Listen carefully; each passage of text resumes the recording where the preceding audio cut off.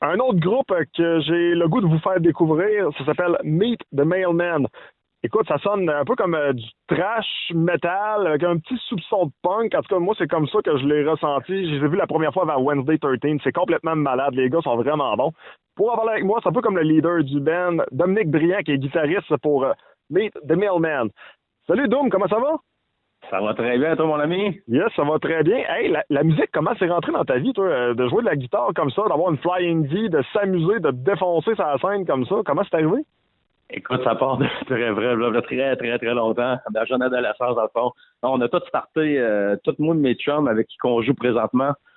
On avait autour de 15 ans, 14, 15, 16 ans, puis on a tous commencé à faire ce genre de processus-là juste à cause d'Aaron Maiden, mon ami. Tout le Ah ouais? monde écoutait cette bande-là, une gang de chums du coin du quartier. Un moment donné, boum, on start un band. Depuis ce temps-là, on a eu plusieurs groupes depuis ce temps-là. Sauf que Medemelman, ça fait 12 ans que ça existe, mais on a joué ensemble toute notre vie, en fait. Fait que c'est vraiment un trait particulier, vraiment cool même. Bon, tu sais, tu parles d'Iron Maiden. Nous autres, votre style est plus trash, des influences punk également. Euh, Comment le style s'est défini? Parce que, écoute, de jouer de la musique, c'est une chose, mais de définir un style, tu sais, un style qui était encore plus défini, je pense, dans le deuxième album, puis qui le sera, je pense, encore plus dans le troisième. Comment ça a évolué? Comment ça a été défini? Ben, tu l'as vraiment dit, dans le fond, on voit vraiment la grosse différence du deuxième album, Then You Will Die. Puis l'autre qui s'en vient, ça va être encore plus prononcé. Je dirais peut-être plus mélodique aussi à certains égards. Mais on a toujours eu ce genre ce genre de style de composition musicale au fil de toutes les bandes qu'on a eues, puis plus particulièrement celle-là. Fait que c'est vraiment là, tu sais, c'est toutes nos petites influences, tous les gars du band écoutent des genres de styles de musique différents. Tu l'as mentionné tantôt, notre drummer, c'est un gars qui a fait du punk toute sa vie, puis il apporte une certaine dimension à notre beat, puis c'est ce genre d'affaires-là qu'en show, on trouve ça cool. Les gens, c'est ces petits détails-là qu'ils nous apportent quand ils viennent nous donner des détails positifs par rapport à notre beat. Fait que c'est vraiment, là, ça tourne autour de ça, je dirais. Question vraiment insignifiante, mais Colin, je me la pose quand même. Meet the Mailman. Je la vois venir, celle-là. Ça fait pas beaucoup de temps. Ça sort de où, ce nom de band-là, Meet the Mailman? La première fois que j'ai vu ça, j'ai fait, voyons, c'est ça, ce nom-là de band, toi, Meet the Mailman. Tu rencontres le gars de la poste, OK? C'est bien correct, là, mais à part ça, c'est quoi le rapport? Sérieusement, là, ça va être décevant comme réponse parce que c'est absolument rien. On cherchait juste un nom de band. Tu sais, on a eu plusieurs des noms de band. Tu cherches tout le temps quelque chose qui a rapport à telle affaire. Ça, c'est vraiment sorti de out of nowhere. Notre chanteur, un moment donné, qui a shooté ça comme ça. Puis ça a pris une couple de minutes, puis on a élaboré autour.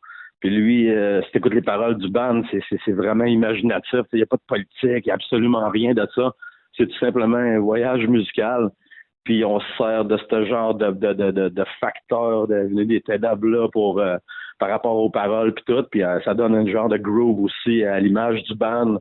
Fait que c'est vraiment, ça ressemble pas mal à ça, là, la naissance du Millman. Comment on pourrait définir l'image du band? Là, je parle, mettons, au point de vue des textes. On a parlé beaucoup des sonorités, mais est-ce qu'on y va plus dans l'horreur, plus dans la violence?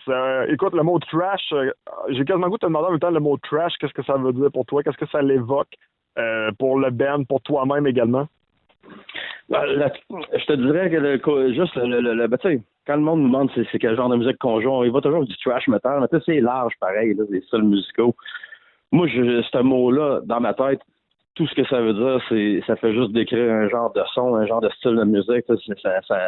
Ça tourne autour d'Anthrax, Slayer, des bandes de même. Puis, je veux dire, c'est comme l'image, comme tu parlais de l'image du band. Dans le fond, comme je t'ai dit, c'est vraiment juste des textes d'imagination, ces genres d'horreur. Dans le fond, c'est genre une projection de films d'horreur. Et il n'y a absolument aucune connotation de violence, bien qu'il y en a beaucoup dans les paroles, mais tu sais, c'est comme si tu écoutes un film. Fait que c'est un petit peu ça, nous autres, le concept pas qu'on a essayé de monter, qui s'est monté par lui-même, en fait. Fait que c'est ça qui est cool.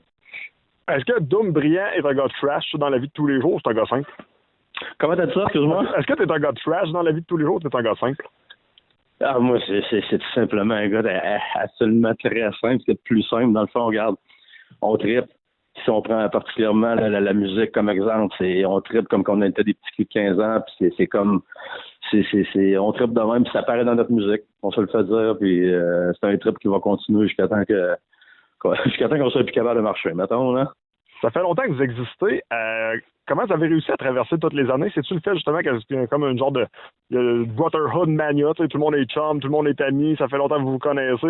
C'est-tu ça qui vous permet justement de rester ensemble et continuer à triper autant? C'est vraiment ça qui nous lie depuis le début. Là, comme je te dis, on a commencé à 15 ans, ça fait 30 ans qu'on joue de la musique ensemble. Comme on a jamais hier soir, là, les chums arrivent ça, ben là, on jam à staff réduit avec la situation, mais mettons, si on prend tout l'exemple total des jams, c'est comme le monde arrive ici, on bouffe, on prend une coupe de bière, c'est le même depuis tout le temps. C'est comme on embarque dans un genre de dimension là, de chum, puis c'est vraiment cool. Puis là, en plus de ça, c'est saupoudré d'un gros jam de musique, puis après ça, des shows de faire la même. C'est ça qui nous tient ensemble, en fait. C'est un trip. Je veux t'entendre parler de ton instrument, ta guitare, ta Flying V. Écoute, ça a quand même un son particulier, une Flying V, là, puis ça donne un petit style aussi. Ah, ça est vraiment cool, ça là. Je viens de la voir l'hiver passé. C'est une ESP Arrow, dans le fond. C'est capoté. J'ai toujours, depuis une bonne quinzaine d'années, je joue avec une Flying V. Tu sais, oui, c'est correct.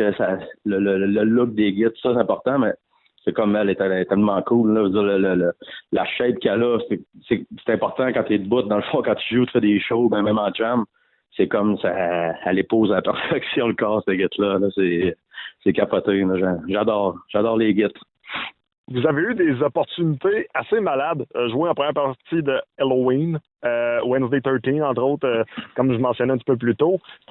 Pour un band qu'on considère peut-être local, qui a réussi même à faire des tournées, parce que vous avez été aux États-Unis notamment. Écoute, c'est quand même hot. Là. On parle de band local, mais quand même, qui réussit quand même à avoir une certaine envergure internationale. Ben, sérieusement, c'est vraiment cool. Tu sais, oui, c'est une question de contact, des connaissances de personnes au milieu, ces choses-là, mais tu sais, on est petit, là. C'est un petit band local, vraiment. Mais là, les opportunités-là, ils ont été incroyables. C'est juste, à un moment donné, il faut que tu lances la perche, faut que tu lances la perche, puis il faut que tu te produises en show, qu'il y ait 5 personnes pendant un show. C'est pas ça qu'il faut qu'il arrête. Dans le fond, c'est plus tu fais show, plus t'es vu, plus des opportunités. Puis d'arriver à pouvoir jouer avec ce genre de bande-là. Écoute, Halloween, tu sais, j'ai mentionné mes donnes tantôt, mais Halloween, ça fait partie de nos bandes, là, de nos idoles de jeunesse. Là. Je veux dire, on était tous à 15 ans, on écoutait du Halloween. Puis jouer, faire des shows des années plus tard avec ces genres de bandes-là, c'est le summum, vraiment. Tu sais, Halloween, jouer quand on a fait avec Overkill, Soulfly, cet été. Tu sais, là, on fait pas ça tout le temps, mais ces opportunités-là, ils étaient vraiment cool, sérieusement. Y a-t-il un moment, peut-être, ou une personne que vous avez rencontrée que vous êtes comme, wow, OK, là, tu sais, on a parlé avec telle personne, ou on a rencontré telle personne, ou on a eu un moment privilégié avec telle personne, on est comme, wow, OK, ça peut jeter sur le cul un peu, là. Sérieusement, ben ça, on va reparler du show d'Halloween, là. C'est comme je t'ai dit qu'on est des fans incroyables, là. Ben, certains membres du band, là, trois membres sur 6. Mais c'est comme, après notre show, juste avant que Halloween embarque sur le stage, on était dehors, puis on prenait de l'air un peu. À un moment donné, Michael Wickcat d'Halloween, guitariste, qui est sorti. On a commencé à jaser avec. C'était vraiment cool. Notre dude, il écoutait une de nos tunes pendant le show. Et il était comme sur le bord side stage. Personne qui l'a vu. Il est comme arrivé dehors, puis il parlait de notre beat. Ouais, c'était cool. Puis là, à un moment donné, il y a une tune particulière. Puis à un moment donné, il l'a shooté. Puis c'était abattoir, dans le fond. C'était malade, là. Il a shooté ça comme, oh ouais, des abattoirs. Il était excellent. C'était notre meilleur moment avec un musicien qu'on tripe, sérieusement. Très hot. Il y a un nouveau logo, parlant de très hot, là, le nouveau logo, là, man, que ça fesse dans le dash. C'est un peu comme votre mascotte. Écoute, tu parlais tantôt d'Iron Maiden. On voit quand même une certaine influence, là, mais ça n'a pas été vraiment ciblé comme ça, mais ça a sorti de même. Mais oui, en effet, dans le fond, tu sais, on a toujours trouvé ça cool, ce genre de vibe-là. Tu sais, tu retrouvais ça plutôt dans les années 80, c'était genre de concept-là. Lui, il était carré, puis sans enlever rien, on voulait juste un changement, en fait, parce que je sais pas si tu as vu la pochette de nos 2 premiers albums, le genre de pochette de films d'horreur, c'était capoté, là, c'était vraiment hot. Là, on a voulu changer.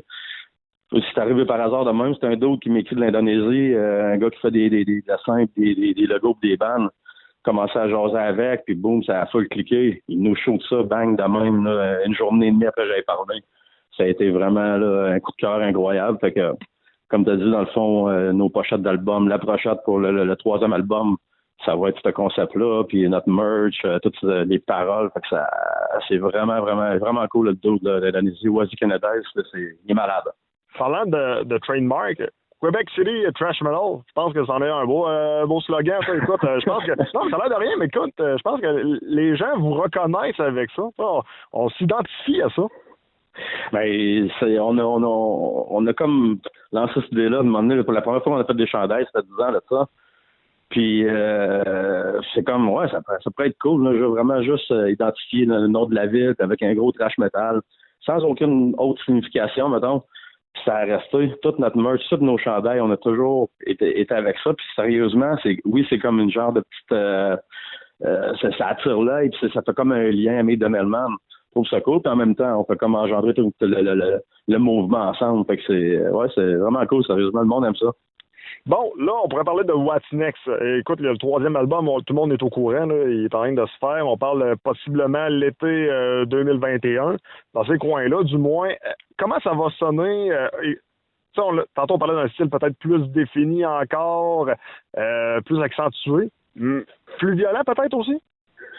Je te dirais que ça, ce côté-là, il y a des. Ça va être un genre de 50-50, comme tu as dit. On va garder notre. Pas on va garder.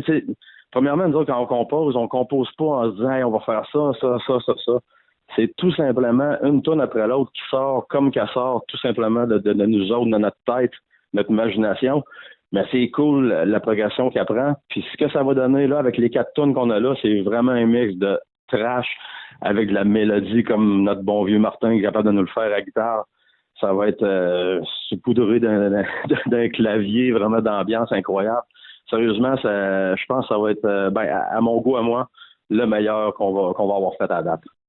Est-ce que les gens qui vont acheter des billets pour le show virtuel qui s'en vient au mois de janvier vont pouvoir entendre peut-être un extrait ou deux du nouvel album? Absolument, on s'est obstiné un petit peu avec ça. Là. Non, mais de façon positive. Là.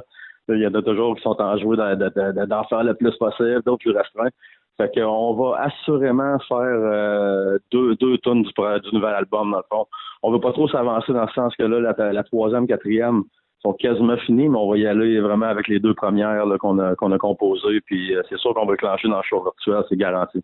D'ailleurs, il y en a une qu'on avait déjà faite à qu'on était joué au stage l'année passée dans le festival. Fait qu'elle, on va pouvoir, c'est sûr qu'on la remet sur stage. Tu sais, vous êtes comme une famille. Vous continuez de jouer, vous continuez à avoir du fun.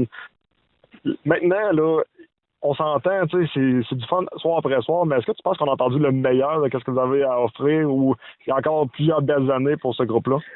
Alors, sérieusement, là, plus ça va, plus que ça a renforcé dans ce qu'on veut faire, plus qu'on accomplit des choses musicales qui nous plaît de plus en plus, puisqu'on a des opportunités aussi. C'est sûr qu'on est un petit peu liés les mains avec nos jobs, ces affaires-là, mais c'est quand on réussit quand même à pallier là, tout ça ensemble pour que ça aille vraiment bien. Puis c'est cool. Regarde, on avait une tournée en Asie de cédulés pour cet hiver. Fait que il y a plein d'opportunités de continuer à aller de même, puis nous autres, on va y prendre. On trippe encore, notre beat, on l'aime encore. Fait que ça. Non, c'est pour ta feuille, je dirais. Longue vie au trash, longue vie à votre band, Meet the Mailman. Écoute, j'ai découvert ça fait pas si longtemps que ça, puis Colin que je trippe, puis j'ai tellement hâte au prochain album. Félicitations. C'est vraiment, merci mon chum. Je te souhaite une excellente journée.